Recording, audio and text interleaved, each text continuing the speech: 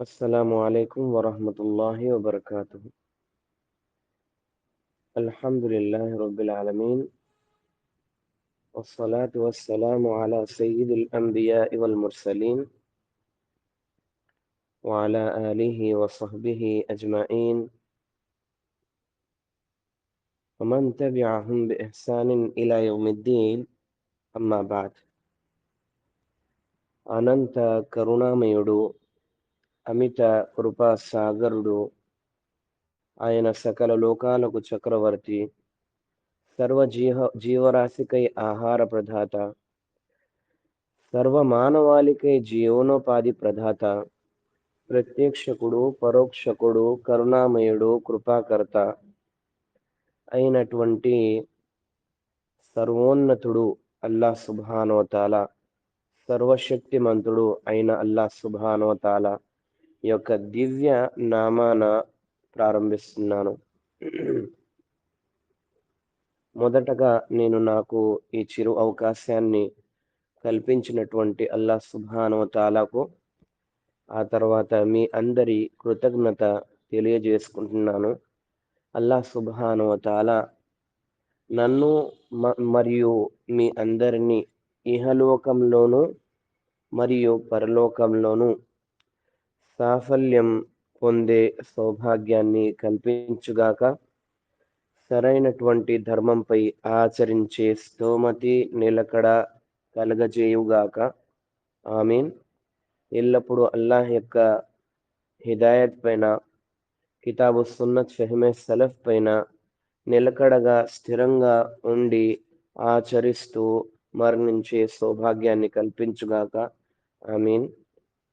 నాతోటి సహోదరులారా, అల్హమ్దులిల్లా, గత వారం ఎప్పుడైతే మనం పండుగకు ముందు క్లాస్ చేశామో అప్పుడు కలిమా లా ఇలాహ ఇల్లల్లాహ్ యొక్క అర్థాన్ని తప్పుగా అర్థం చేసుకున్నటువంటి వారి గురించి, వారి యొక్క తప్పుడు కలిమా యొక్క అర్థంను గురించి మనం తెలుసుకున్నాం. మొదటగా అహ్లు వహదతుల్ వజూద్ సూఫీలు, ఆ తర్వాత అహ్లే కలాం వారి యొక్క కలిమా యొక్క అర్థం, దాన్ని మనం విన్నాము. ఆ తర్వాత జహ్మియా అనేటువంటి, ముఅతజిలా అనేటువంటి వర్గం వారి యొక్క కలిమా యొక్క అర్థాన్ని కూడా మనం విన్నాము. ఇఖ్వానుల్ ముస్లిమీన్ యొక్క కలిమాను కూడా మనం విన్నాము. కానీ ఇఖ్వానుల్ ముస్లిమీన్లో కొన్ని విషయాలు ఉన్నాయి, మనం తెలుసుకోవాలి. మీరు చూసే ఉంటారు, చాలా మంది ముస్లింలేతరులు ముస్లింలను తీవ్రవాదులుగా చూస్తూ ఉంటారు. ఎందుకంటే అనేక సంఘాలు వారి యొక్క ప్రాంతాలలో తీవ్రవాదం చేస్తూ ఉంటాయి ముస్లింలనే ముసుగుతో. నిజానికి వాళ్ళు ఖవారిజులు, వాళ్ళు ఇస్లాంను వదిలి వెళ్ళిపోయినటువంటి వారు. కానీ అవిశ్వాసులకు, ముస్లింలేతరులకు ఈ విషయాలు తెలియవు. వారి యొక్క వస్త్రధారణ మరియు మాటలు, ఆచరణలు మొత్తం ఇస్లాం ప్రకారంగా ఉన్నాయి కాబట్టి వారు కూడా ముస్లింలే అని భావిస్తారు. వారి యొక్క అసత్యం ఏమిటంటే, వాటిలో అనేక అసత్యాలు ఉన్నాయి వారిలో. వారి యొక్క అసత్యాలలో ఒకటేమిటంటే, ఈ లోకంలో అల్లాహ్ యొక్క రాజ్యాన్ని మనం ఏర్పాటు చేయాలి, మనం పరిపాలించాలి, అల్లాహ్ యొక్క పరిపాలన జరగాలి. ఇది వారి కోరిక. చూడ్డానికి కోరిక బానే ఉంది, కానీ వీళ్ళు చేసే తప్పుడు కార్యాలు ఎట్లా ఉంటాయంటే, ముస్లింలు తప్ప మరెవ్వరూ ఈ లోకంలో ఉండే అధికారం లేదు. ఈ లోకం అల్లాహ్ది కాబట్టి అల్లాహ్ దాసులు ఎవరైతే అల్లాహ్ను స్వీకరించారో, అల్లాహ్ యొక్క ఆరాధన చేస్తున్నారో, కేవలం వారు మాత్రమే ఈ లోకంలో ఉండాలి, మిగతా వారెవ్వరూ ఉండకూడదు అన్నది ఆ ఖవారిజుల యొక్క ఉద్దేశం. ఏవైతే జమాత్లు, టెర్రరిస్టులు ఈనాడు ఉనికిలో ఉన్నాయో అవన్నీ ఇదే యొక్క భావన ఉంచుతాయి. కేవలం ముస్లింల యొక్క పరిపాలన జరగాలి, మిగతా వాళ్ళందరూ చచ్చిపోవాలి. ఇలాంటి ఘోరమైనటువంటి అపోహలో ఉన్నారు వారు. కానీ ఇది నిజానికి ఇస్లాంకు విరుద్ధం. అల్లాహ్ సుబ్హానహు వ తఆలా యొక్క దాసుల్లో అందరూ ఉన్నారు. ముస్లిములేతరు అందరూ అల్లాహ్ యొక్క దాసులే. ఎవరికైతే హిదాయత్ ఇస్తారో వారు అల్లాహ్ యొక్క ఇస్లాంను స్వీకరిస్తారు. ఎవరికైతే అల్లాహ్ హిదాయత్ ఇవ్వదలుచుకోలేదో వారు వారి యొక్క అపమార్గంలోనే ఉంటారు. కాబట్టి ఇదేదైతే కలిమ లా ఇలాహ ఇల్లల్లాహ్ యొక్క అర్థం వారు హాకిమియత ఇల్లల్లాహ్‌గా భావిస్తారో, అనగా అల్లాహ్ తప్ప మరెవ్వరి పరిపాలన జరగకూడదు. కేవలం పరిపాలకుడు, పోషకుడు అంతా అల్లాహే కాబట్టి ఆయన అధికారమే జరగాలి ఈ లోకంలో. ఈ విషయం తౌహీద్ యొక్క కలిమా యొక్క అర్థంలో తీసుకురావడం చాలా తప్పు. ఇఖ్వానుల్ ముస్లిమీన్, జమాత్ ఇస్లామీ, హిజ్బీ వర్గాలు ఎవరైతే ఉన్నారో వారందరూ ఈ కలిమాను లా హాకిమియత ఇల్లల్లాగా భావిస్తారు. నిజానికి ఈ కలిమాలో తౌహీద్ ఉండాల్సింది పోయి వేరే విషయాలొచ్చాయి. అవి ఎంత సరైన విషయాలన్నా అవి కలిమాకు బయటే. వాటిని స్వీకరించాలి. కానీ ఉసూల్ ప్రకారంగా.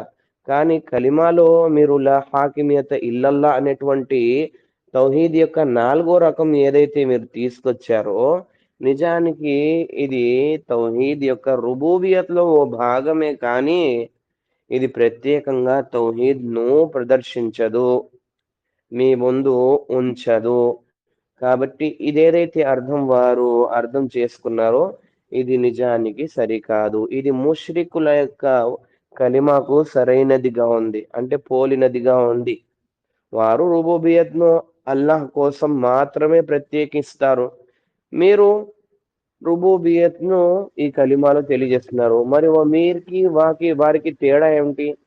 ఇద్దరిలో ఎవరు తక్కువ కాదు, ఎవరు ఎక్కువ కాదు. ఇద్దరు సమానులే. మరి ఎలా? మనం వారికి విభిన్నంగా ఉన్నాం కదా! మనం అల్లాహ్ యొక్క కలిమాను గొప్పగా మనం స్వీకరించి ఉన్నాం కదా! మరి మనకు వారికి తేడా ఎట్లా తెలుస్తుందంటే ఉలూహియత్. ఉలూహియత్ లేనిదే రుబూబియత్ దేనికి పనికిరాదు. కాబట్టి ఉలూహియత్‌తో పాటు రుబూబియత్, అస్మా, సిఫాత్ కలిపి మనం ఆరాధించాలి. కేవలం మనం భోజనం మాత్రమే కాదు కదా! దానిలో కలుపుకోవడానికి కొన్ని పదార్థాలనేవి ఉంటాయి. ఇలాగే నంచుకోవడానికి కొన్ని పదార్థాలంటూ ఉంటాయి. అవన్నీ కలిపే తింటాం కదా! అలాగే కలిమ లా ఇలాహ ఇల్లల్లాహ్‌లో తౌహీద్ యొక్క 3 రకాలున్నాయండి. మూడిటిని మనం ఏకంగా స్వీకరించుకుంటూ పోవాలి. ఆచరించుకుంటూ. నేనొకటి నమ్ముతాను, ఒకటి నమ్మను అంటే అది మూర్ఖత్వం అవుతుంది. ఇవన్నీ 1, 2 కాదు. ఇవన్నీ అన్నీ స్వీకరించాలి మనం. వీటిలో నుంచి ఏ ఒక్కటి తీసే అధికారం మనకు లేదు. ఎప్పుడైతే మీరు ముస్లింలను ఈ విధంగానైతే విని ఉంటారు. ముస్లింలు అనేక చోట్ల ఎవరైతే ముస్లింలేతరులు ఉన్నారో జిహాద్ అనేటువంటి పేరు తీసుకొని తప్పుడు కార్యాలు చేస్తూ ఉంటారు. మూర్ఖత్వపు కార్యాలు చేస్తూ ఉంటారు. నిజానికి అది జిహాద్ కాదు. వారికి కడుక్కునేటటువంటి ఇస్లాంలో ఏవైతే హక్కులున్నాయో అవి గూడా తెలియవు వాళ్ళకి. కలిమ లా ఇలాహ ఇల్లల్లాహ్ విధులైన, షరతులైన, నవాఖిదులైన, ఇదే విధంగా నమాజ్‌లో పఠించేటటువంటి విధులైన, అర్కాన్‌లైన, సున్నతులైన, ఉసూల్లైన ఏమీ తెలీదు వాళ్ళు. సరిగ్గా నమాజ్ కూడా చదవరు. కానీ వారు మాత్రం ఇట్లాంటి కార్యాల్లో పాల్గొంటూ ఉంటారు. ఇదంతా అధర్మం. ఇస్లాంకు వ్యతిరేకం. ఇది సరికాదు. ఇలాంటి వారు ఎవరైతే ఉన్నారో మూర్ఖత్వంతో జిహాద్ పేరు తీసుకొని అన్యాయం చేసేవారు, ఘోరం చేసేవారు అట్లాంటి వాళ్ళందరినీ ప్రవక్త వారు ఖవారిజులని చెప్పారు. అది కాక వీరు జహన్నం యొక్క కిలాబ్ అంటే నరకంలో ఉండే కుక్కలని చెప్పేసి ప్రవక్త వారు గట్టిగా చెప్పారు. ఎందుకంటే వీరి దగ్గర ప్రాణం యొక్క విలువే లేదు.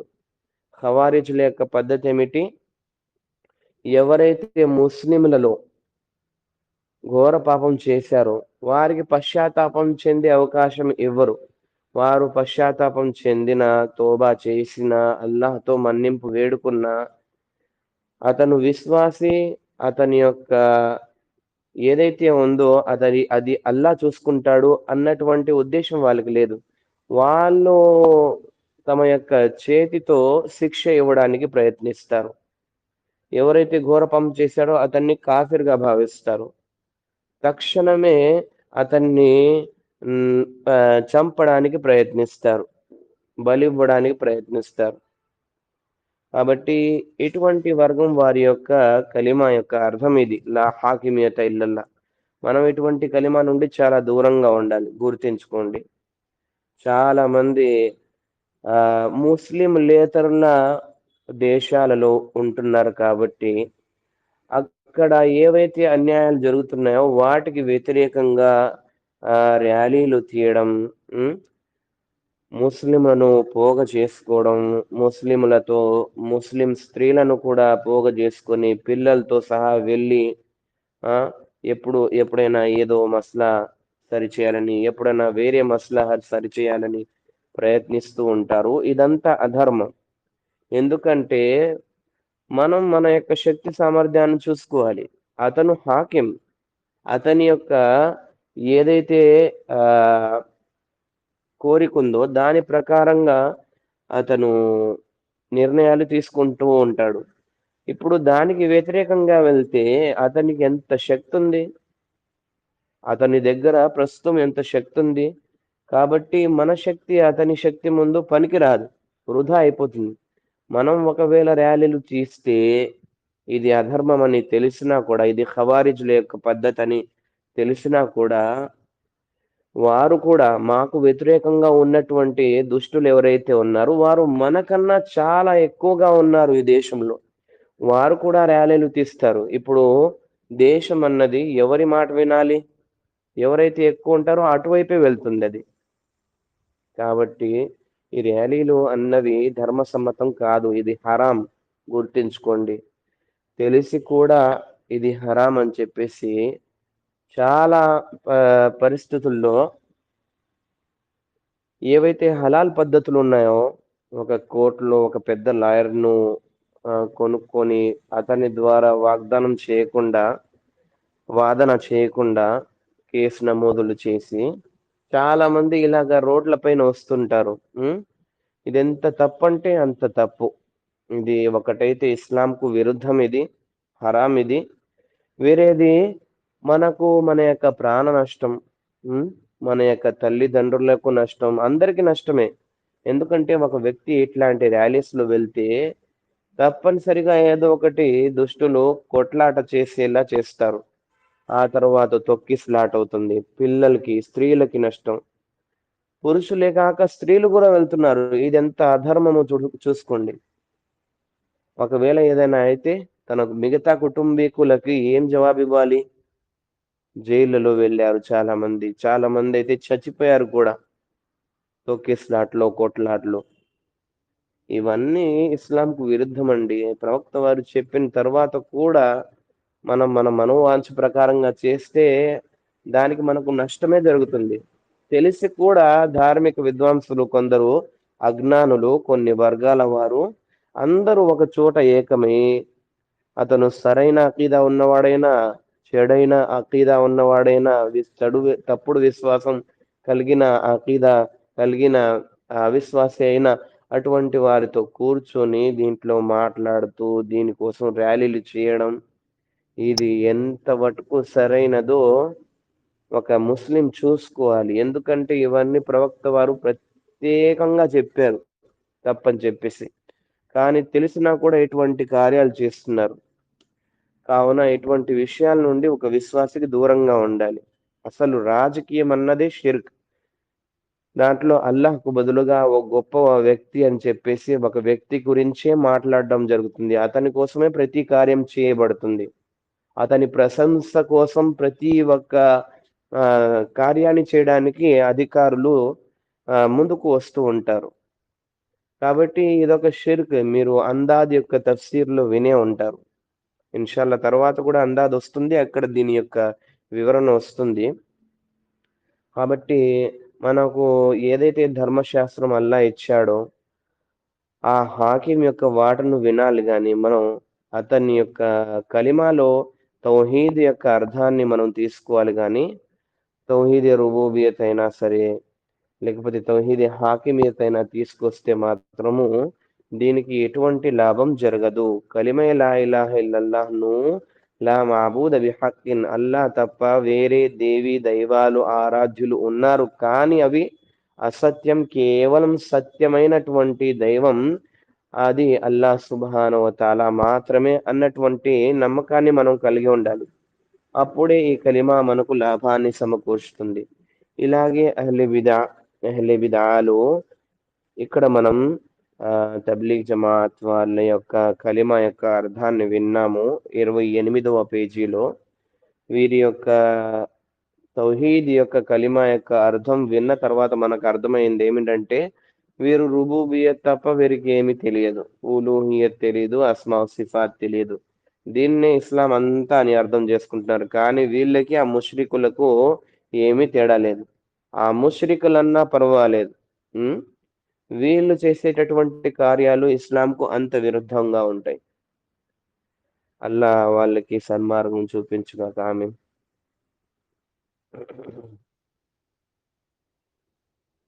ప్రవక్త ముహమ్మద్ సల్లల్లాహు అలైహి వసల్లం వారి యొక్క హదీస్ వచ్చిన తర్వాత కూడా, అల్లాహ్ యొక్క గ్రంథం వారి యొక్క విషయాలకు వ్యతిరేకంగా వచ్చిన తర్వాత కూడా వారు మా ఇమాం అంటూ ఉంటారు. కానీ వాళ్ళ ఇమాం యొక్క అకీదా ఏమిటి అది తీసుకోరు.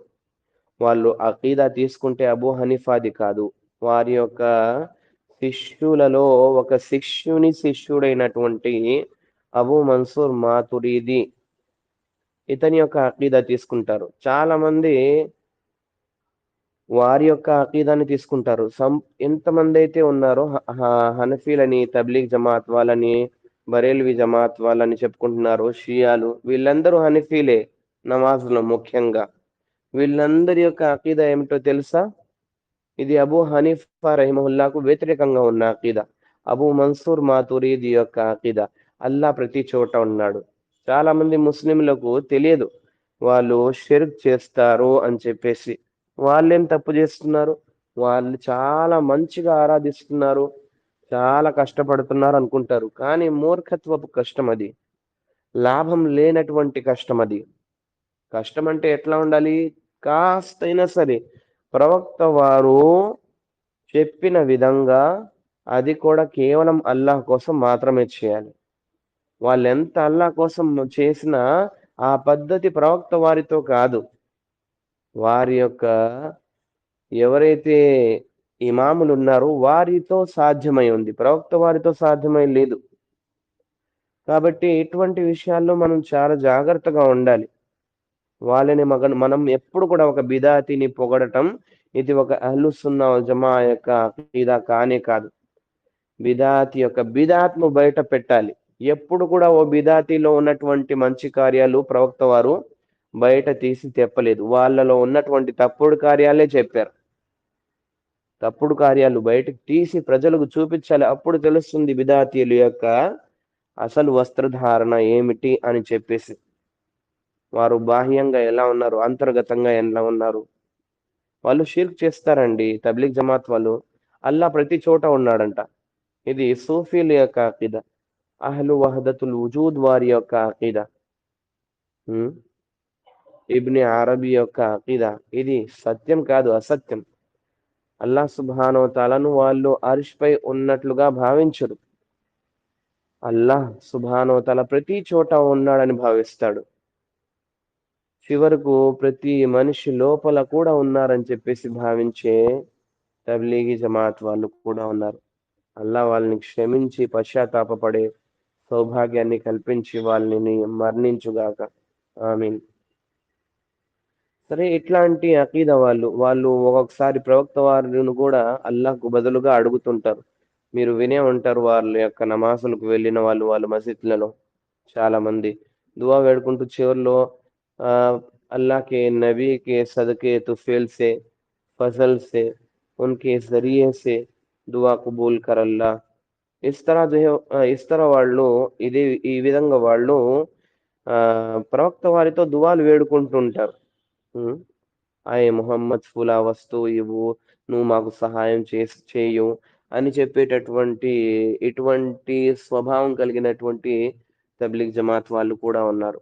కాబట్టి వాళ్ళు షిర్క్ చేస్తారు, కుఫర్ చేస్తారు. అన్నీ చేస్తారు. వాళ్ళని మనం సరిగా భావించకూడదు. ఒక బిదాతిని ఎప్పుడు కూడా సరిగా మనం భావించకూడదు.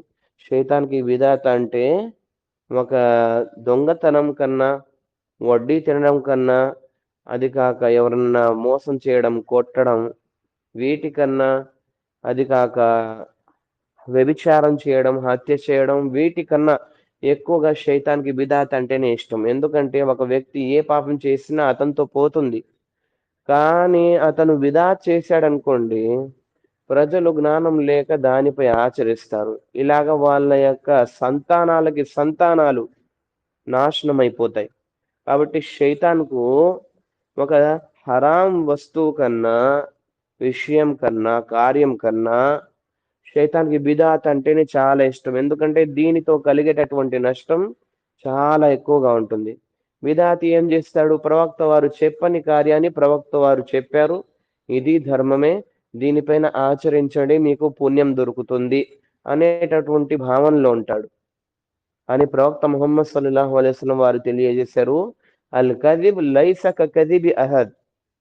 నా పైన అబద్ధం చెప్పడం అన్నది మిగతా మామూలు మైనటువంటి వ్యక్తులపై అబద్ధం చెప్పే విషయం మాత్రం కానే కాదు. ఎందుకంటే మనకు తెలుసు.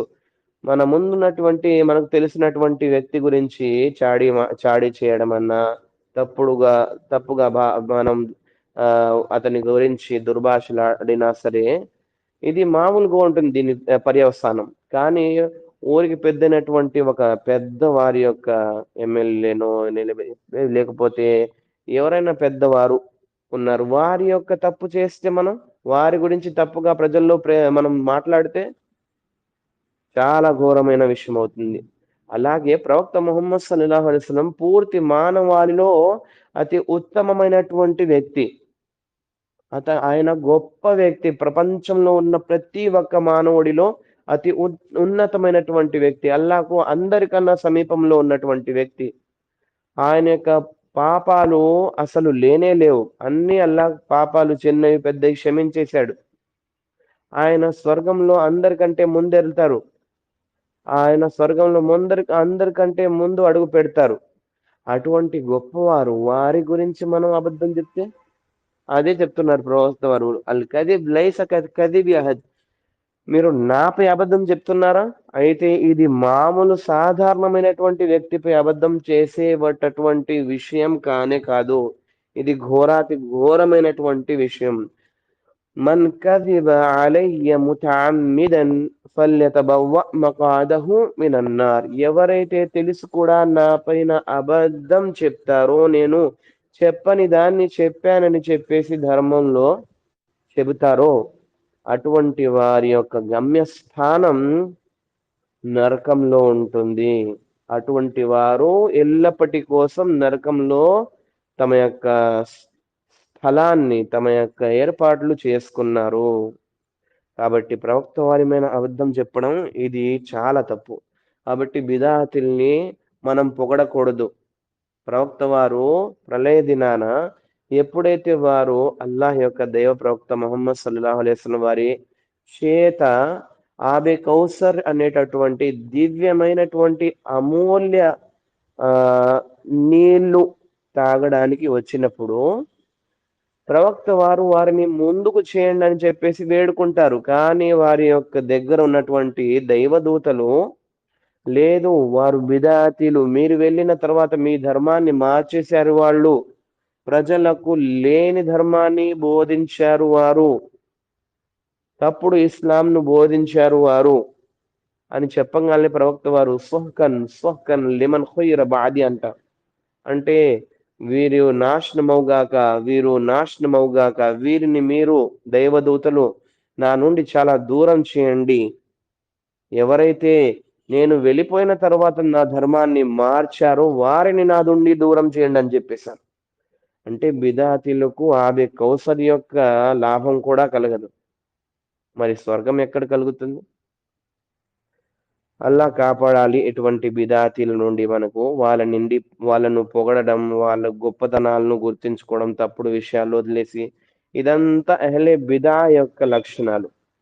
కాబట్టి ఎప్పుడు కూడా మనం వాళ్ళని గొప్పగా భావించకూడదు. ఇలాగే చూసుకుంటే షియాల కలిమా ఉంది. షియాల కలిమా కూడా రుబూబియత్ ప్రకారంగా ఉంది. గుర్తుంచుకోండి, ఒక సలఫీ తప్ప ఎవ్వరి వద్ద లేదు కలిమా లా ఇలాహ ఇల్లల్లాహ్ యొక్క సరైనటువంటి అర్థం. కలిమా లా ఇలాహ ఇల్లల్లాహ్ యొక్క తప్పుడు అర్థాలను మనం ఇప్పుడు చూసాం అల్లా దయ వలన. అల్హమ్దులిల్లా. ఇప్పుడు మనం చూద్దాం. ఏ విషయాలు చూద్దాం? కలిమా లా ఇలాహ ఇల్లల్లాహ్ యొక్క తప్పుడు అర్థాల తర్వాత నిజమైనటువంటి, సత్యమైనటువంటి, అసలైనటువంటి అర్థం ఏమిటి? లా ఇలాహా ఇల్లల్లాహ్ అనేటటువంటి పదానికి సరైన అర్థం 29వ పేజీలో చూసుకోండి. అహ్లు సున్నా వల్ జమా వారి వద్ద ఏదైతే కలిమా యొక్క అర్థం ఉందో అదే సరైనటువంటి అర్థం. జమియత్ అహ్లే హదీస్ కాదు, గుర్తుంచుకోండి. ఇక్కడ అహ్లే హదీస్ అన్నారు. జమియత్ అన్నది బిదాత్. కాబట్టి అహ్లే బిదా విషయాలు కాదు ఇక్కడ మనం వింటుంది. అహ్లుల్ హదీస్ మరియు సలఫీలు ఎవరైతే నిజంగా ప్రవక్త వారి యొక్క హదీసులపై ఆచరించేటటువంటి వారు ఉన్నారో అటువంటి వారు, ఎవరైతే ముహద్దిసీన్ల యొక్క ధర్మంపై నడిచేటటువంటి వారు ఉన్నారో వారు అహ్లు హదీస్. మరియు ఎవరైతే సలఫీలు ఉన్నారో ప్రవక్త వారి యొక్క అనుచర సమాజం యొక్క అర్థం ప్రకారంగా ధర్మాన్ని స్వీకరించిన వారు, అటువంటి వారు, వీరి వద్ద మాత్రమే కలిమా యొక్క అర్థం నిజమైనది ఈ లోకంలో ఉంది. మిగతా ఏ వర్గం వారి దగ్గర ఈ లోకంలో కలిమ యొక్క అర్థం సరైనది కాదు. గుర్తుంచుకోండి. ఇక్కడ చూడండి, లా మాబూద బిహక్కిన్ ఇల్లల్లా అనగా అల్లా తప్ప మరెవరూ నిజ ఆరాధ్యులు లేరు. ఎందుకంటే అసత్య దైవాలు ఎన్నో ఉన్నాయంట, కానీ సత్యం అన్నది కేవలం అల్లా సుబ్హానహు వ తఆలా మాత్రమే. అతనిని వదిలి మిగతా దైవాలు ఆరాధన అసత్యం అవుతుంది. ఎలాగైతే అల్లా సుబ్హానహు వ తఆలా యొక్క వాక్యం ఉంది, ఈ విధంగా అల్లా సెలవిస్తున్నాడు, సాక్ష్యమిస్తున్నాడు సూరతుల్ హజ్ లో, ذلك بأن الله هو الحق وأن ما يدعون من دونه هو الباطل وأن الله هو العلي الكبير. అల్లాహ్ సుబ్హానహు వ తఆలా తెలియజేస్తున్నాడు ఈ వాక్యంలో,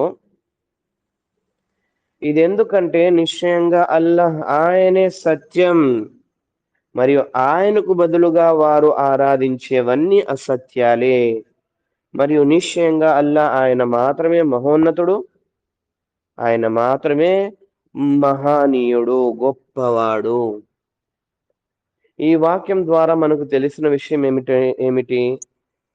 ఈ లోకంలో అల్లా తప్ప, అల్లాహ్ సుబ్హానహు వ తఆలా కాకుండా చాలా దైవాలు, ఆరాధింపబడుతున్నటువంటి ఆరాధ్యులు ఉన్నారు. కానీ వారందరూ సరికాదు, వారందరూ అసత్యం. మరియు సత్యం ఏమిటి? కేవలం అల్లాహ్ సుబ్హానహు వ తఆలా. ఈ విషయం మనం గుర్తించుకోవాలి. అసత్యమైనటువంటి విషయాలను నిరాకరించాలి, తిరస్కరించాలి, ధిక్కరించాలి, వ్యతిరేకత చూపాలి. మరియు ఏ విషయమైతే సరైనదో, కేవలం సత్య ప్రభు అయినటువంటి సత్య ఆరాధ్యుడు అల్లాహ్ను మాత్రమే స్వీకరించాలి అన్న విషయాన్ని మనం జ్ఞానం నేర్చుకుంటూ దానిపైన ఆచరించాలి. అప్పుడే మనకు ఈ కలిమ అల్లా వద్ద స్వీకరించబడుతుంది. అయితే ఏదైతే సమాచారం ఇప్పటి వరకు మనం వింటూ వచ్చామో, తప్పుడు అర్థాలు ఏమిటి మరియు సరైన అర్థం ఏమిటి, ఈ విషయం నిజానికి షేఖుల్ ఇస్లాం ఇమాం మొహమ్మద్ ఇబ్ను అబ్దుల్ వహాబ్ రహిమహుల్లా వారికి పుస్తకం కితాబ్ తఫ్సీర్ కలిమా తౌహీద్ లో ఉంది. తఫ్సీర్లో వివరణలో ఈ విషయాలు షేఖ్ సాలెహ్ అల్ ఫౌజాన్ హఫిదహుల్లాహ్ వారు తెలియజేశారు. సరే, ఇప్పుడు దాకా మనం విశిష్టత, ప్రాముఖ్యత, ఆ తర్వాత తప్పుడు అర్థాలు ఏమిటి మరియు సరైన అర్థం ఏమిటి, ఈ విషయాలు నేర్చుకున్నాం కదా. ఇప్పుడు మనం ఇన్షాల్లా కలిమే లా ఇలాహ ఇల్లల్లాహ్ యొక్క విభాగాలను గురించి నేర్చుకుందాం. విభాగాలను అరబీలో అర్కాన్ అని అంటారు. అయితే ఏ విధంగానైతే ఇస్లాంకు అర్కాన్ ఉన్నాయో, అదే విధంగా ఈమాన్కి ఏ విధంగా అయితే అర్కాన్లు విభాగాలు ఉన్నాయో అదే విధంగా ఇస్లాంలో ఉన్నటువంటి మొదటి విషయం కలిమే లా ఇలాహా ఇల్లల్లాహ్ లో కూడా విభాగాలు ఉన్నాయి, అర్కాన్లు ఉన్నాయి. అవేమిటి? రెండు. ఒకటి తిరస్కరించడం, రెండవది స్వీకరించడం. మొదట మనం తిరస్కరించాలి, ఆ తర్వాత అల్లాహ్ను స్వీకరించాలి. అప్పుడే మనం అల్లాహ్ను నమ్మిన వాళ్ళం అవుతాం. కానీ ఎవరైతే మొదటి విషయాన్ని తిరస్కరించలేదో, మాకెందుకు వాళ్ళతో, మేము తిరస్కరించము అని చెప్పేసి కేవలం అల్లాహ్ను మాత్రమే ఆరాధిస్తున్నా సరే, వారికి వారి యొక్క కలిమ ఎటువంటి లాభాన్ని సమకూర్చబడదు. రెండు రెండు తిరస్కరించకూడదు, రెండు స్వీకరించకూడదు. చెప్పిన విధంగా చేయాలి. మొదటి తిరస్కరించమంటే తిరస్కరించాలి, రెండోది స్వీకరించమంటే స్వీకరించాలి. ఒకవేళ రెండు స్వీకరిస్తే ఏమవుతుంది, లేదా రెండు తిరస్కరిస్తే ఏమవుతుంది? రెండు స్వీకరించిన వాడు ముష్రిక్ అవుతాడు, రెండు స్వీకరించినటువంటి వాడు అతను ముష్రిక్ అవుతాడు, రెండు తిరస్కరించినటువంటి వాడు ముల్హిద్ అవుతాడు, నాస్తికుడు అవుతాడు. ఎలాగా? ఒక వ్యక్తి ఉన్నాడు, లా ఇలాహా, రెండో విషయం ఇల్లల్లా. ఇవి రెండు అర్కాన్లు, విభాగాలు కలిమాలు. లా ఇలాహా లా ఇలాహా ఇదో భాగం, ఇల్లల్లా ఇదో భాగం. పుస్తకంలో చూడండి 30 పేజీలో. ఇప్పుడు రెండిటిని స్వీకరిస్తే ఒక వ్యక్తి ఉన్నాడండి, లా ఇలాహాను కూడా స్వీకరిస్తానంటాడు, ఇల్లల్లాహ్ను కూడా స్వీకరిస్తానంటున్నాడు. అతను ముష్రిక్ అయిపోతాడు. కేవలం అల్లాహ్ను మాత్రమే మనం స్వీకరించాలి, మిగతా దేవి దైవాలను, ఆరాధ్యులను మనం స్వీకరించకూడదు. ఒకవేళ చేస్తే ఏమవుతుంది? షిర్క్ అవుతుంది, అతను ముష్రిక్ అయిపోతాడు. అదే విధంగా రెండు తిరస్కరిస్తాడు ఒక వ్యక్తి, అతను నాస్తికుడు అయిపోతాడు. ఎందుకు? అతను హేతువాది అయిపోతాడు. ఎందుకు? అతను అల్లాహ్ను వదిలి ఏవైతే ఆరాధింపబడుతున్నాయో వాటిని అసత్యంగా భావిస్తున్నాడు. కానీ అల్లాహ్ను కూడా అసత్యంగా భావిస్తే ఇక అతని విశ్వాసం ఏమిటి? అతను ఏ దేవాన్ని నమ్మట్లేదు, అతను ఇప్పుడు నాస్తికుడు అవుతాడు. కాబట్టి రెండు స్వీకరించడం, రెండు తిరస్కరించడం అన్నది తప్పు. ఒకటి, మొదటిది మనం తిరస్కరించాలి, రెండవది మనం స్వీకరించాలి. మొదటిది ఏమిటి? ఏమి తిరస్కరించాలి ఇక్కడ తెలియజేస్తున్నారు అల్లాహ్ సుబ్హానహు వ తఆలా సూర్య బక్రాలో, ఫమన్ యక్ఫుర్ బిత్తాగూత్ వయుమిన్ బిల్లాహ్ ఫఖద్ ఇస్తమ్సక బిల్ ఉర్వతిల్ ఉస్కా. ఫమన్ యక్ఫుర్ బిత్తాగూత్ అనగా ఎవరైతే తాగూత్ను తిరస్కరిస్తారో, వయుమిన్ బిల్లా మరియు ఎవరైతే ఆ తరువాత తాగూత్ను తిరస్కరించిన తరువాత అల్లాహ్ పైన విశ్వాసాన్ని తీసుకొస్తారో, ఫఖద్ ఇస్తమ్సక బిల్ ఉర్వతిల్ ఉస్కా, ఇటువంటి వారు నిజానికి వారికి స్వర్గం తీసుకుని వెళ్ళే కడియాన్ని వాళ్ళు గట్టిగా దృఢంగా పట్టుకున్నారు, త్రాడును వారు దృఢంగా పట్టుకున్నారు అని అల్లాహ్ సెలవిచ్చాడు.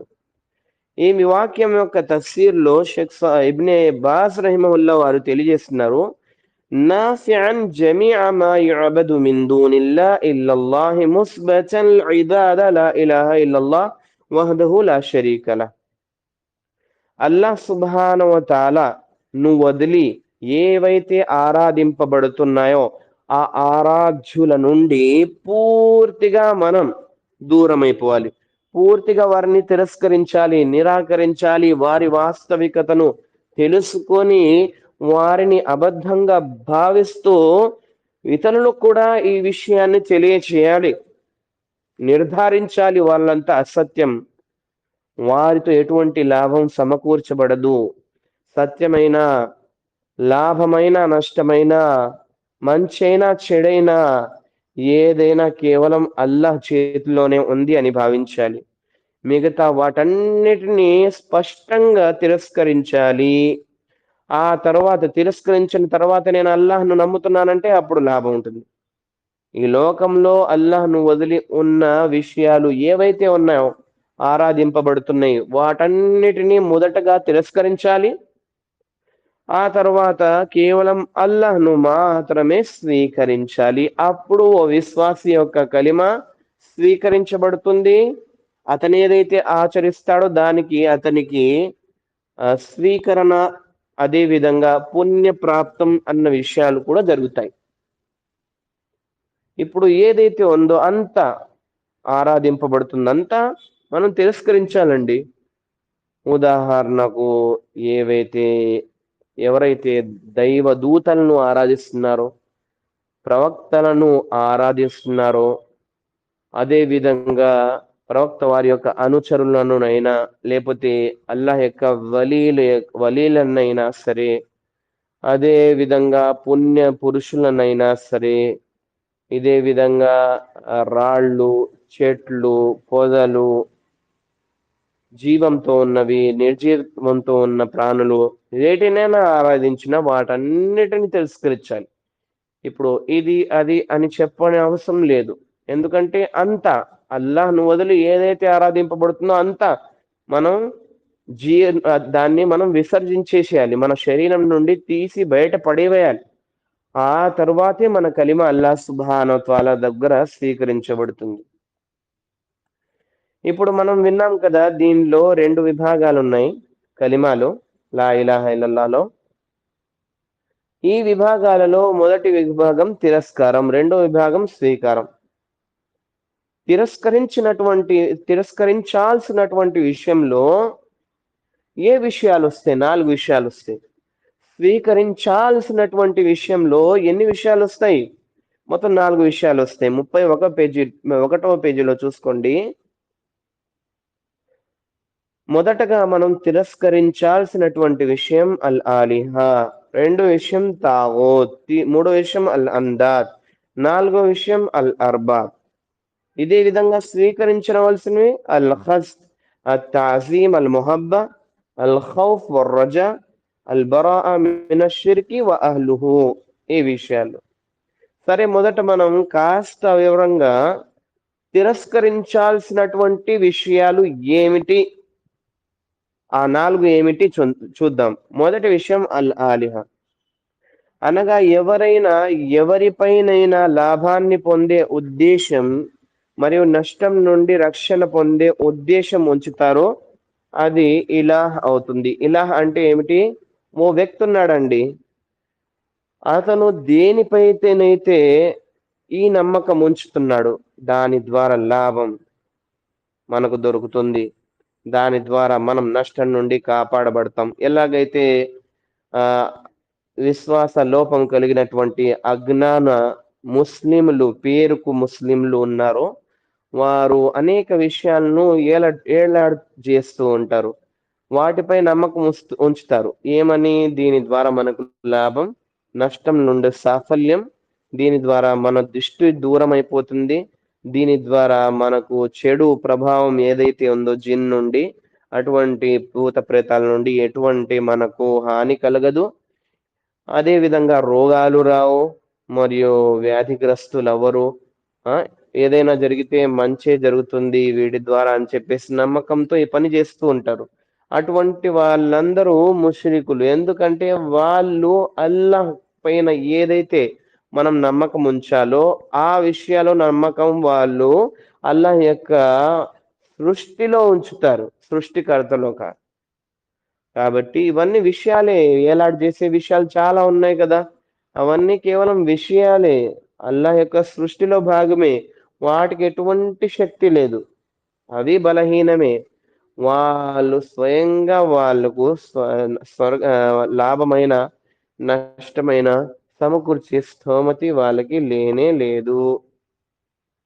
అయితే ఇటువంటి విషయాలన్నీ నుండి మనం బయటపడాలి. మొదట ఇటువంటి ప్రతి విషయం నుండి మనం తిరస్కరిస్తూ బయటకు రావాలి. రెండో విషయం తాగూత్. తాగూత్ అంటే మీరు చాలా సార్లు వినే ఉన్నారు. తాగూత్ అంటే మనం శైతాన్ యొక్క ఆరాధన చేయకూడదు. మరియు ఎవరైతే అల్లాహ్‌ను వదిలి వేరే విషయాలను ఆరాధిస్తున్నారో అవన్నీ కూడా తాగుతే అవుతాయి. ఎందుకంటే అవన్నీ శైతానే కదా, అల్లాహ్‌కు వ్యతిరేకంగా, అల్లాహ్ యొక్క ఆరాధనకు వ్యతిరేకంగా తయారు చేసింది. మీరు అల్లాహ్‌తో పాటు వీటిని కూడా ఆరాధించండి అని చెప్పేసి. అవన్నీ తాగుతవుతాయి. అల్లాహ్ తప్ప మిగతా దేవీ దైవాలు ఏవైతే ఆరాధింపబడుతున్నాయో అవన్నీ తాగుతవుతాయి. అదే విధంగా ఏ విషయమైతే మీకు అల్లాహ్ యొక్క అవిశ్వాసానికి, అల్లాహ్ యొక్క అవిధేయతకు పాల్పడుతుందో ఆ కార్యం కూడా, అది ప్రాణమున్నా లేకున్నా సరే ఆ కార్యం కూడా మనిషికి తాగూత్ అవుతుంది. ఇదే విధంగా తాగూత్‌లో చాలా విషయాలు మనం విన్నాం. ఇమామ్ ఇబ్నుల్ ఖయ్యిం రహిమహుల్లా వారు తెలియజేస్తుంది. తాగూత్‌లో ముఖ్యంగా చాలా విషయాలొస్తాయి కానీ ముఖ్యంగా 5 విషయాలున్నాయి. మొదటిది షైతాన్, రెండవది ఆ వ్యక్తి ఏ వ్యక్తి అయితే ఆరాధింపబడుతున్నాడు, అతను తన యొక్క ఆరాధన నుండి ప్రజలను ఆపకపోతే అతను కూడా తాగుతులో అవుతాడు. ఇంకో వ్యక్తి ఉన్నాడు, అతను ఆరాధింపబడుతున్నాడు, అతను స్వయంగా నేను ఆరాధ్యుణ్ణి, నన్ను ఆరాధించండి అని చెప్తున్నాడు. ఇటువంటి వ్యక్తి కూడా తాగుతవుతాడు. ఇదే విధంగా అగోచర జ్ఞానం కేవలం అల్లాహ్కు మాత్రమే ఉంది. నాకు ఉందని ఎవరైనా చెప్పినా, అది గడిచినదైనా, ప్రస్తుతందైనా, భవిష్యత్తు కాలంలోదైనా సరే, నాకు ఏదైనా విషయం ఇతరులకు, మనుషులకు తెలియని విషయం తెలిసిందని చెప్పేసి అగోచర విషయాల జ్ఞానం ఉందని తెలియజేస్తాడు. అతను కూడా ఏమిటి, ఇప్పుడు తాగూత్‌లో నుంచి వస్తాడు.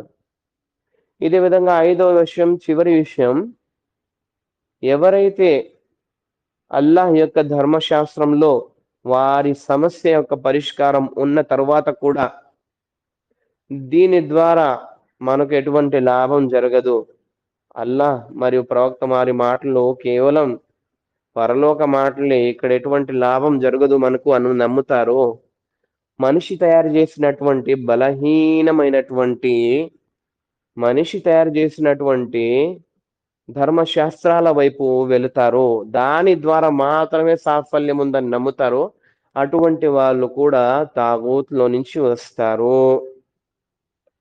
అల్లాహ్ యొక్క ధర్మశాస్త్రం తర్వాత ఏదైనా సరే. కాబట్టి ప్రతి సమస్య యొక్క పరిష్కారం ఖురాన్‌లో, సున్నత్‌లో, ఫెహ్మే సలఫ్‌లో ఉంది. దాన్ని మనం ముందుగా స్వీకరించాలి. ఉదాహరణకు చాలా మంది స్త్రీలు ధర్మం తెలియక వారిపై అన్యాయం జరుగుతుంది కాబట్టి వారు వారి ఇంటి వద్దున్న ఒక పెద్ద మసీదులో ఎవరైతే పెద్దవాళ్ళు ఉన్నారో వాళ్ళని కూర్చోబెట్టకుండా ధార్మిక విద్వాంసుల నుండి ఇస్లాంలో దీని పరిష్కారం ఏమిటి తెలుసుకోకుండా, నాకు దీని ద్వారా లాభం ఏం జరగదు, నేను వెళ్ళి కోర్టులో తేల్చుకుంటాను, అక్కడే నాకు లాభం జరుగుతుంది అని చెప్పేసి నమ్ముతారు. ఇట్లాంటి కార్యాలు చేస్తారు. వారు కూడా షిర్క్ చేసినట్టే. వాళ్ళు కూడా తాగుత్‌ను ఆరాధించినట్లే. కాబట్టి ఇటువంటి విషయాల నుండి మనం దూరంగా ఉండాలి. విశ్వాసి కొట్లాటలు, గొడవలు ఇట్లాంటి విషయాలు ఏవైతే సమస్యలున్నాయో ప్రతి సమస్య మీకు అల్లా దయ వలన అల్హమ్దులిల్లాహ్ ధర్మశాస్త్రంలో లేదా ప్రవక్త ముహమ్మద్ సల్లల్లాహు అలైహి వసల్లం వారి సున్నత్‌లో లేదా సహాబాల చేత సాధ్యమై ఉంది కాబట్టి దాన్ని ముందుకు మనం తెలుసుకోవాలి. ఎందుకంటే దానిలో దొరికే సాఫల్యం ఎల్లప్పటి సాఫల్యం. ఇదేముంది, మనుషుల యొక్క ఆలోచన ప్రకారంగా ఎవరి మాట అయితే ఉత్తేజంగా ఉంటుందో వారి ప్రకారంగా మనకు తీర్పునివ్వబడుతుంది. అలా చూసుకుంటే చాలా మంది ధార్మిక విద్వాంసులు అంటున్నారు, ఎంతైతే ఘోరం, అన్యాయం, మోసం, దగా, కుట్ర ఇవన్నీ కోర్టుల్లో జరుగుతాయో అవెక్కడా జరగవంట. ఎందుకంటే వాళ్ళు న్యాయస్థానాన్నే కొనేస్తారు డబ్బులున్నోళ్ళు. జడ్జిని కొంటారు, లాయర్‌ని కొంటారు, డబ్బులేసి పోలీస్‌ని కొంటారు, సాక్ష్యాలను కొంటారు, సాక్షులను కొంటారు. ఆ! ఇప్పుడు ఎవరి దగ్గరైతే డబ్బుందో వాళ్ళే గెలుస్తారు ఎట్లాగైనా సరే. కాబట్టి ఇవన్నీ సరికావు. విశ్వాసికి అల్లాహ్ యొక్క కితాబు సున్నత్ ఫెహ్మే సలఫ్ ఉంది. వాళ్ళు దాని ద్వారా వారి సాఫల్యం కోసం ప్రయత్నించాలి. వారి యొక్క సమస్యలు పరిష్కరించుకోవాలి. లేకపోతే అది కూడా తాగూత్‌లో నుంచి అవుతుంది. అదే విధంగా తాగుత్ యొక్క ఇంకో విషయం ఉంది. గుడ్డిగా ఖురాన్‌లో ఏముందో, హదీస్‌లో ఏముందో మనం స్వీకరించకుండా, సహాబాల యొక్క ఆచరణ ఏమిటి తెలుసుకోకుండా, మన యొక్క ధార్మిక విద్వాంసులు ఎవరైతే ఉన్నారో, లేపోతే కాస్తంత జ్ఞానం నేర్చుకుని ఏదో నేర్చుకొనొచ్చారో మదరసాల్లో ఫారిగయ్యి, అటువంటి వారి యొక్క మాటలు సాక్ష్యాలు లేకుండా మనం స్వీకరిస్తే అది కూడా తాగూతవుతుంది. ఎలాగైతే యూదులలో చాలా మంది ఏం చేస్తారు? వారి ధార్మిక విద్వాంసులు ఏది చెప్తే అది వింటారు. వారి ధర్మశాస్త్రం ఏది చెప్తుందో అది వారు చూడరు. వాళ్ళకి తెలిసినా దానిపైన ఆచరించరు. ఉదాహరణకు వారేం చేస్తారంటే వారి యొక్క ధార్మిక విద్వాంసులు ఎవరి దగ్గర అయితే ధనం ఉందో వారు తప్పు చేస్తే వారిని లంచం తీసుకొని వదిలేస్తారు.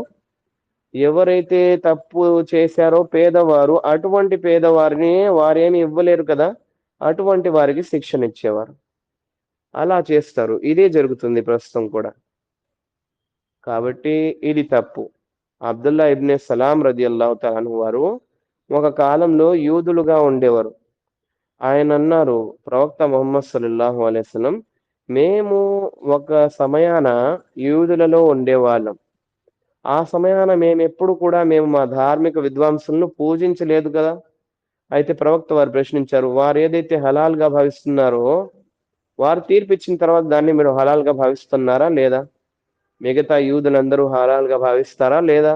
వారన్నారు, అవును. ఏదైతే వారు అధర్మం అని చెప్పేసి నిరాకరిస్తారో వాటి నుంచి మీరు దూరంగా ఉంటారా లేదా? మనుషులందరూ యూదులు దూరంగా ఉంటారా లేదా? వారన్నారు, అవును. ఇదే మరి తాగూత్ అంటే ఇదే మరి.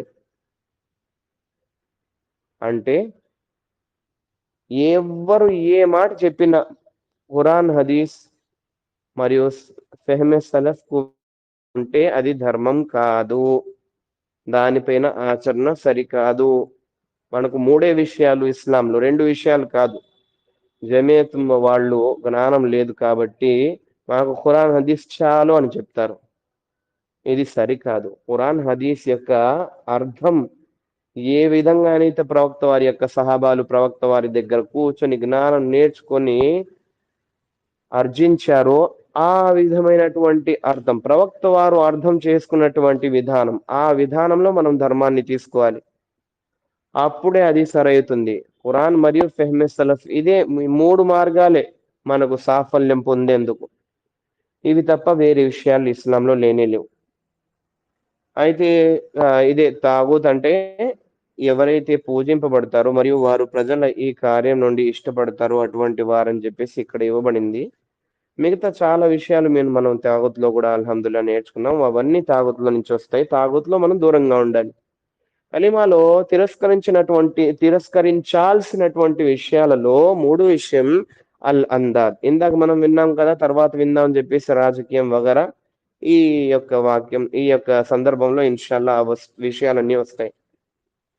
అనగా ఏ వస్తువునైతే మిమ్మల్ని ఇస్లాం నుండి ధర్మం నుండి దూరం చేస్తుందో ప్రతిదీ, అది మీ ఇంట్లోని కుటుంబం వారైనా లేదా వంశం వారైనా ధనమైన, అవన్నీ నిద్ అనగా అల్లాహకు ఎదురవుతాయి, అల్లాహకు బదులుగా నిలబడతాయి. కాబట్టి అవన్నిటి నుండి కూడా మనం తిరస్కరించి బయటపడాలి.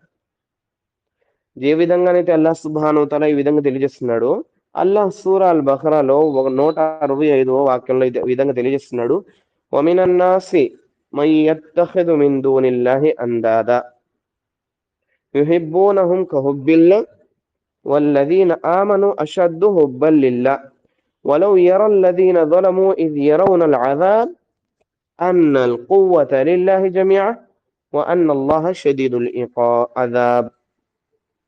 అల్లాహ్ సుబ్హానహు వ తఆలా తెలియజేస్తున్నాడు, కానీ అల్లాహ్ను కాదని ఆయనకు సహవర్తులుగా ఇతరులను నిలబెట్టి అల్లాహ్ను ప్రేమించవలసిన విధంగా వారిని ప్రేమించేవారు కూడా ప్రజల్లో కొందరు ఉన్నారు. అయితే విశ్వసించిన వారు అల్లాహ్ను అంతకంటే ప్రగాఢంగా అధికంగా ప్రేమిస్తారు. ఈ వాక్యంలో నిద్ అనే విషయం వచ్చింది. నిద్ యొక్క బహువచనం అందాద్ అనేటువంటి పదం ఈ వాక్యంలో వచ్చింది. దీని యొక్క అర్థం ఏమిటి? ప్రతి ఒక్క వస్తువు అదేదైనా సరే అల్లాహకు వ్యతిరేకత చూపే దానికి మార్గం చూపిస్తుందో, అల్లాహకు అవిధేయత అవిశ్వాసం చూపడానికి గల కారణమవుతుందో, ఇవన్నీ విషయాలు ఏమవుతాయి? అందాద్లో నుంచి వస్తాయి. ఉదాహరణకు మనం విన్నాం, కుటుంబమైనా ధనమైనా సరే వంశం వారైనా వీరందరూ నిద్ అవ్వచ్చు. నిజానికి వీరందరూ అల్లాహ్ యొక్క అనుగ్రహాలు, భార్య పిల్లలు, ఇదే విధంగా ధనం అన్నది, వంశం వారన్న వారందరూ అల్లాహ్ యొక్క న్యామత్లు, అల్లాహ్ యొక్క అనుగ్రహాలు, వారి యొక్క హక్కులు తెలుసుకొని మనం నిర్వర్తించాలి. కానీ ఎప్పుడైతే అవి అల్లాహ్కు మన యొక్క ధర్మానికి వ్యతిరేకత చూపుతున్నాయో ఆ సమయాన అవి నిద్రలో నుంచి వస్తాయి. ఉదాహరణకు ఒక వ్యక్తి ఉన్నాడండి, అతను పని చేస్తాడు, చేయాలి, సంపాదించి హలాల్ సొమ్ముతో తమ భార్య పిల్లలను తల్లిదండ్రులను పోషించుకోవాలి. ఇది ఒక పురుషునిపై విధి. కానీ అజాన్ వినిపిస్తుంది కానీ ఎప్పుడు పక్కనున్నా సరే పని, మసీద్ పక్కనున్నా సరే అతను వచ్చి నమాజ్ చదవడు. చాలా మంది ఉన్నారు. దగ్గరున్నా దూరం ఉన్నా సరే అతను నమాజ్కి రావాలి సమయం అయితే. 3 పూట్ల భోజనం చేస్తున్నారు కదా, స్నానాలు చేస్తున్నారు కదా దుర్వాసన రాకుండా ఉండడానికి. అలాగే మన యొక్క ఆత్మ యొక్క ఆకలి తీర్చడానికి, మన యొక్క విశ్వాసాన్ని సరి చేసుకోవడానికి మనసులో మనం మన యొక్క ఆహారాన్ని, ఆత్మ యొక్క ఆహారాన్ని అనగా ధార్మిక విద్యను నేర్చుకుంటూ ఉండాలి. అల్లాహ్ యొక్క ఆరాధనలు, ఆచరణలు చేస్తూ ఉండాలి. లేకపోతే అతను బాహ్యపరంగా అంత మంచి కనిపించినా లోపల మాత్రం అతను పుచ్చిపోయి ఉంటారు. కాబట్టి మనిషి అన్నవాడు అల్లాహ్ పుట్టించాడు కాబట్టి అల్లాహ్ను మర్చిపోకూడదు, ఆరాధన చేయాలి. ఒకవేళ అతను తన పనికి అల్లాహ్ మాట కన్నా ఎక్కువగా ప్రాముఖ్యత చూపిస్తూ ఉంటే అది అల్లాహ్కు వ్యతిరేకత ఇప్పుడు చూపించింది మీకు. కాబట్టి ఆ విషయం అవుతుంది, అల్లాహ్కు వ్యతిరేకత చూపే విషయం అవుతుంది. దీన్ని మనం తిరస్కరించాలి. అల్లాహ్ ధర్మం ముందు ఏ విషయమైనా సరే, అదెంత పెద్ద న్యామత్ అయినా సరే, వ్యతిరేకత చూపిస్తుందో ఆ విషయం మనకు న్యామత్ కాదు, ఆ విషయం మనకు అవుతుంది, అల్లాహ్కు వ్యతిరేకత చూపే విషయం అవుతుంది. ఇదే విధంగా రాజకీయం కూడా. రాజకీయంలో చాలా మంది ధార్మిక విద్వాంసులు అంటారు, అసలు మీరు ఓట్ల దగ్గరకు కూడా వెళ్ళకండి. ఎందుకంటే వేసినా వేయకపోయినా ఏమీ ఎలిగేది లేదు, ఏమి కాదు. చాలా మంది ఎలక్షన్స్ వచ్చినప్పుడు ఇతనితో లాభం జరుగుతుంది, ఇతనికే వేయాలి ఓటు, నౌజ్ బిల్లా, ఇతనితో నష్టం జరుగుతుంది, ఎవరు ముస్లింలు కూడా ఇతనికి వేయకూడదు ఓటింగ్లు అని చెప్పేసి చెప్పుకుంటూ ఉంటారు. నిజానికి ముస్లింలు సత్య మార్గం నుండి షిర్క్ మాట వైపు బయలుదేరారు. వారికి తెలియట్లా వాళ్ళు ఎంత పెద్ద తప్పు చేస్తున్నారు. లాభమైన నష్టమైన అల్లాహ్ చేతిలో ఉందని తెలిసి కూడా వారు ఇట్లాగా చేస్తే ఇదెంత పెద్ద ఘోరమైనటువంటి కార్యం. ఏది జరిగినా అల్లాహ్ యొక్క కోరికతోనే జరుగుతుంది.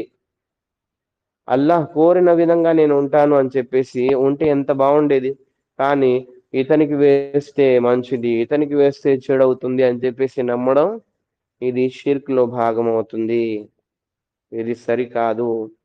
ఓ వ్యక్తి కోసం, అతని గెలుపు కోసం పదే పదే ప్రయత్నించడం, కాస్తంత సమయం అల్లాహ్ కోసం తీయకుండా ఆ వ్యక్తి కోసము పొగడతలు, ర్యాలీలు, ఆ వ్యక్తి కోసం సమావేశాల్లో హాజరవ్వడం, ఆ వ్యక్తి యొక్క ప్రశంసల కోసం ప్రయత్నించడం, ఆ! వారితో లాభం ఉందని నమ్మడం, వారితో నష్టం నుండి బతికే మార్గం ఉందని నమ్మడం, ఇవన్నీ నిద్దులో నుంచి వస్తాయండి. ఇవన్నీ షిర్క్ అవుతాయి. కాబట్టి ఇటువంటి విషయాల నుండి మనం చాలా దూరంగా ఉండాలి. దీని తర్వాత అల్ అర్బాబ్. 4గో విషయం తిరస్కరించాల్సినటువంటి విషయాల్లో అర్బాబ్, రబ్. ఇందాక మీరు విన్నారు కదా ఒక విషయం. తాగూత్‌లో ఒక విషయం విన్నారు. ఏమని? ఏదైతే ఎవరైతే ధార్మిక విద్వాంసులనైనా సరే సాక్ష్యం లేకుండా వాళ్ళు ఏదైతే చెప్తారో సూటిగా, గుడ్డిగా నమ్ముతున్నారో ఆ విషయం కూడా తాగుత్ అవుతుందని చెప్పేసి, ఆ విషయం కూడా రబ్ అవుతుంది. అల్లాహ్‌ను వదిలి వేరే వారెవ్వరిని మనం రబ్‌గా చేసుకోకూడదు. రబ్ అంటే సృష్టించేవాడు, సమస్తం ప్రసాదించేవాడు, అదే విధంగా జీవనోపాధి ఏర్పాటు చేసేవాడు, అన్నపానీయాలను ఏర్పాటు చేసేవాడు, తినిపించేవాడు, కొనిపించేవాడు, బరకత్ ఇచ్చేవాడు ప్రతిదీ. ఆ తర్వాత ఈ లోకంలో ఏదైతే నడుస్తుందో ప్రతిదీ నడిపించేవాడు. పగలవుతుంది, రాత్రవుతుంది, ఆ! వర్షం కురుస్తుంది, ఎండ వస్తుంది, సూర్యుడొస్తాడు, చంద్ర నక్షత్రాలు వస్తూ పోతూ ఉంటాయి. చల్లదనం, వేడిదనం, వాతావరణం మారడం, ఇదే విధంగా గాలి వీయడం, ఇదే విధంగా మబ్బులు కదలడం, ఇదంతా అల్లాహ్ చేతిలో ఉందండి. ఎవ్వరు కూడా వీటిల్లో అల్లాహ్ కాకుండా ఎవ్వరు కూడా కాస్తంత స్తోమతిని కూడా కలిగి లేరు వీటిని మార్చేందుకు. ఇదంతా అల్లాహ్ సుబ్హానహు వ తఆలా చేతిలో మాత్రమే ఉంది. కాబట్టి మనం అల్లాహ్‌ను ముదబ్బిర్‌గా భావించాలి. అదే విధంగా మన మురబ్బి ఆయన, మనకు సరిదిద్దే ఆయన, మనకు హిదాయత్ ప్రసాదించేవాడు, సన్మార్గంపై నడిచే స్తోమతిని కల్పించేవాడు. ఇదే విధంగా మన సయ్యిద్ ఆయన, మన యొక్క యజమాని ఆయన. ఏది విన్నా మనం అతని ముందు ఒక బానిస విన్నట్టు అతని మాటను వినాలి. దేనిని తిరస్కరించకూడదు. ఇదంతా అల్లాహ్ సుబ్హానహు వ తఆలా ఇక రబ్ అనేటువంటి మాట యొక్క అర్థంలో వస్తాయి. అయితే ఎవరు కూడా ధార్మిక విద్వాంసులైన సాక్ష్యం లేకుండా స్వీకరించరాదు. అల్లాహ్ సుబ్హానహు వ తఆలా ఈ విధంగా తెలియజేస్తున్నారు. ఇత్తఖదు అహ్బారహుం వ రుహ్బానహుం అర్బాబా మిన్ దూనిల్లాహి వల్ మసీహ్ ఇబ్ను మర్యమ్ వమా ఉమిరు ఇల్లా లియఅబుదుల్లాహ ఇలాహ వాహిద లా ఇలాహ ఇల్లా హువ సుబ్హాన అమ్మా యష్రికున్. వారు అల్లాహ్‌ను వదిలి తమ పండితుల అర్బాబులను, సన్యాసులను, రహబాబులను తమ ప్రభువులుగా చేసుకున్నారు. మరియం కుమారుడైన మసీహ్‌ను కూడా. నిజానికి వారికి ఒక్కడైన అల్లాహ్‌ను మాత్రమే స ఆరాధించవలసిందిగా ఆజ్ఞాపించబడింది. ఆయన తప్ప మరో ఆరాధ్య దైవం లేడు. వారు నిర్ధారించుకున్న భాగ్యస్వాములకు ఆయన అతీతుడు మరియు అతి పవిత్రుడు. కావున ఎవ్వరైనా సరే, ఎవ్వరి మాట అయినా మనం ధర్మంలో వింటున్నామంటే అది ఖురాన్ మరియు సహీహ్ సున్నత్ హదీస్, ఆ తర్వాత ప్రవక్త వారి యొక్క అర్థం విధంగా అర్థం చేసుకోవడం. ఈ మార్గాలే మనకు సాఫల్యం. ఇది తప్ప మనకు మార్గం లేదు. అతను కాబా యొక్క ఇమాం అయినా సరే, కిబారా ఉలమాల్లో పెద్ద వ్యక్తి అయినా సరే, అతను ధర్మంలో ఉన్నటువంటి సాక్ష్యాలకు వ్యతిరేకంగా మాట్లాడుతుంటే ఆ విషయం సరికాదు. ఇస్లాంలో దాన్ని మనం స్వీకరించకూడదు, ఆచరించకూడదు.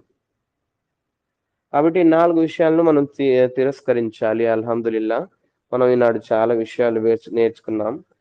అల్లాహ్ సుబ్హానహు వ తఆలాతో నేను చివర్లో వేడుకుంటున్నాను. అల్లాహ్ సుబ్హానహు వ తఆలా ఎవరైతే ఈ తరగతుల్లో హాజరవుతున్నారో, పగలే తమ యొక్క అతి అమూల్యమైనటువంటి సమయాన్ని అల్లాహ్ కోసం కేటాయిస్తున్నారు.